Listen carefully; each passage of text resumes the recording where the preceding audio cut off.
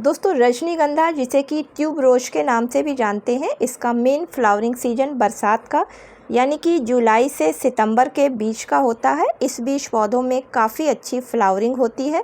तो ऐसे में क्या आपके पौधों में सिर्फ पत्तियां ही पत्तियां आ रही हैं? पौधे आपके काफ़ी स्वस्थ और हरे भरे बने हैं, पौधों में स्पाइक निकल कर नहीं आ रही हैं? तो दोस्तों आज के वीडियो में मैं आप लोगों के साथ में शेयर करने जा रही हूँ इसके लिए वो सीक्रेट फर्टिलाइज़र्स और 3 आसान सी केयर टिप्स जिनका कि इस्तेमाल कर आपका पूरा पौधा फूलों से भर जाएगा। तो चलिए वीडियो को स्टार्ट करते हैं। नमस्कार दोस्तों, आप सभी का अपने ही चैनल पर एक बार फिर से स्वागत है। तो चलिए दोस्तों वीडियो को स्टार्ट करते हैं। तो दोस्तों रजनीगंधा बल्ब से ग्रो होने वाला एक फ्लावरिंग प्लांट है, जिसको कि एक बार लाने के बाद में फिर धीरे धीरे ये मल्टीप्लाई होकर काफ़ी अधिक पौधों को तैयार कर देता है। बल्ब को ग्रो करने का बेस्ट टाइम अप्रैल का होता है, और यदि डायरेक्ट आप इसका पौधा ला रहे हैं तो फिर वो आप जुलाई के महीने में लाकर अपने घर में लगा सकते हैं। इनके फूलों में काफ़ी अच्छी महक आती है और जुलाई से सितंबर के बीच में काफ़ी अच्छी फ्लावरिंग करते हैं। तो चलिए जान लेते हैं कि सबसे पहले अच्छी फ्लावरिंग लेने के लिए हमें किन बातों का ध्यान रखना ज़रूरी है। तो दोस्तों सबसे पहला आपको काम करना है कि गर्मी की वजह से आपके पौधे की जो भी पत्तियां पीली पड़ गई हैं या जो नीचे से सूख गई हैं, उन सभी को हटा दें। और पौधा भी अगर आपका काफ़ी घना है तो साइड साइड से पत्तियों को हटा दें, क्योंकि इन पत्तियों को जब तक नहीं हटाया जाएगा तो जब आप खाद को डालेंगे तो ये सूखी पत्तियां या जो एक्स्ट्रा आपके पौधे में पत्तियां हैं वो एनर्जी को लेती रहेंगी और पौधे पर फूल नहीं आ पाएंगे। दूसरा काम करें कि अगर आपका पौधा कहीं ऐसी जगह रखा है जहां पर आपके पौधे को सिर्फ 2 से 3 घंटे की ही धूप लग पा रही है, तो दोस्तों पौधे को उठाकर ऐसी जगह पे रख दें जहां पर पौधे को कम से कम 5 से 6 घंटे की धूप बराबर की लग सके, क्योंकि रजनीगंधा का पौधा एक गर्म माहौल का पौधा है और जब तक इसको वो माहौल नहीं मिलता है तब तक पौधे पर फूल निकल कर नहीं आते हैं। अगला काम करना है कि चूंकि बल्ब से ग्रो होने वाला पौधा है, इसलिए आपको गमले की मिट्टी काफ़ी भुरभुरी रखनी है, जिससे कि जब आप पानी डालें तो पानी बिल्कुल भी गमले में रुकने ना पाए, क्योंकि यदि पानी अधिक हो जाएगा या पानी गमले में रुक जाएगा तो इसके बल्ब जो हैं वो सड़ने लगेंगे, नीचे से इसका रूट सिस्टम कमज़ोर हो जाएगा, जिसकी वजह से पौधा फूलों को नहीं निकाल पाएगा। तो पानी का रजनीगंधा पर विशेष ध्यान देना होता है।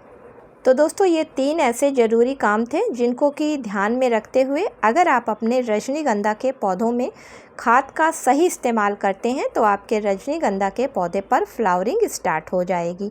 तो सबसे पहले आप अपने पौधे की मिट्टी की धीरे धीरे करके बल्ब को बचाते हुए अच्छी तरीके से गुड़ाई कर लें, जिससे कि मिट्टी लूज हो जाए और जड़ों को ऑक्सीजन अच्छी तरीके से पहुंचने लगे तथा बल्ब को ग्रो होने के लिए और रूट्स को फैलने के लिए जगह मिल सके, जिस वजह से जब आप फर्टिलाइज़र को डालें तो उसका सीधा असर आपके पौधे को मिल सके। इसके अलावा मिट्टी में किसी भी तरीके का कोई खरपतवार हो तो उसको भी हटा दें। तो दोस्तों रजनीगंधा बल्ब से ग्रो होने वाला एक फ्लावरिंग प्लांट है, और जितने भी ऐसे पौधे होते हैं जो बल्ब के द्वारा ग्रो किए जाते हैं उन पौधों को फास्फोरस और पोटेशियम की काफ़ी अधिक ज़रूरत पड़ती है अच्छी फ्लावरिंग करने के लिए।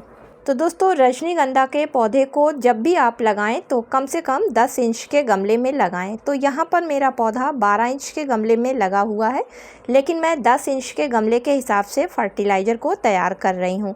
तो पहली फर्टिलाइज़र के रूप में मैं वर्मी कंपोस्ट खाद को लगभग 2 मुट्ठी के करीब ले रही हूँ, यानी कि 100 ग्राम के करीब, क्योंकि इसमें काफ़ी अधिक मात्रा में नाइट्रोजन, फास्फोरस, पोटेशियम के साथ साथ बहुत से माइक्रो न्यूट्रिएंट्स पाए जाते हैं, जिसकी वजह से पौधे में ग्रोथ काफ़ी अच्छी होती है। साथ ही साथ पौधे की मिट्टी भी काफ़ी भुरभुरी बनी रहती है, जिसकी वजह से बल्ब को ग्रो होने में काफ़ी आसानी रहती है। दूसरी फर्टिलाइज़र के रूप में आपको डीएपी की ज़रूरत पड़ेगी। तो चूँकि 10 इंच के गमले के लिए यहाँ पर फर्टिलाइज़र को बता रही हूँ, तो मात्र 10 से 15 दाने आपको लेने हैं। और जब डीएपी का बल्ब वाले पौधों में इस्तेमाल किया जाता है तो बल्ब काफ़ी मजबूत बनते हैं, मोटे होते हैं, साथ ही साथ उसमें जो फ्लावर स्पाइक निकल कर आती हैं वो काफ़ी बड़ी और मजबूत होती हैं। तीसरी फर्टिलाइज़र के रूप में आप 1 चम्मच नीम खली के पाउडर को ले लें। तो दोस्तों नीम खली के पाउडर में NPK यानी कि नाइट्रोजन, फास्फोरस, पोटेशियम तो पाया ही पाया जाता है। साथ ही साथ ये बहुत अच्छा एक कीटनाशक का भी काम करता है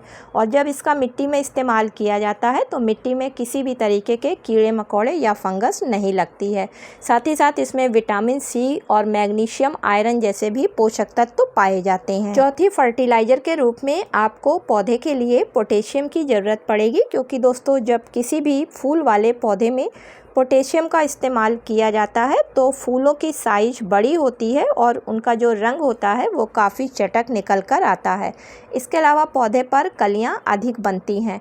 तो यहाँ पर 10 इंच के गमले के लिए मात्र आपको आधा छोटा चाय का चम्मच पोटाश फर्टिलाइज़र को लेना है। और अगर आप पोटाश फर्टिलाइज़र का इस्तेमाल नहीं करना चाहते हैं तो केले के छिलकों का पाउडर आप 1 सूखा चम्मच ले सकते हैं। अब आप धीरे धीरे करके इसको सभी फर्टिलाइज़र्स को मिट्टी में अच्छी तरीके से गमले के किनारे की तरफ चारों तरफ मिला दीजिए, क्योंकि जो पौधे की फीडर्स रूट्स होती हैं वो सब किनारे की तरफ होती हैं और बरसात के सीज़न में फीडर्स रूट्स काफ़ी तेज़ी से ग्रो होती हैं। तो जैसे ही आप इस फर्टिलाइज़र को डालेंगे तुरंत आपके पौधे पर धीरे धीरे इसका असर दिखाई देने लगेगा और कुछ ही समय में आपके पौधे में फ्लावर आने स्टार्ट हो जाएंगे। तो इस प्रोसेस को आपको ज़्यादा नहीं, महीने में सिर्फ 1 बार करना है। इसके अलावा आप कोई भी अच्छी सीवीड लिक्विड फर्टिलाइज़र जो भी आप इस्तेमाल करते हैं हर 15 दिन में 1 बार उसको मिट्टी में ज़रूर डालें, क्योंकि फ्लावरिंग प्लांट को फर्टिलाइज़र की काफ़ी अधिक ज़रूरत पड़ती है।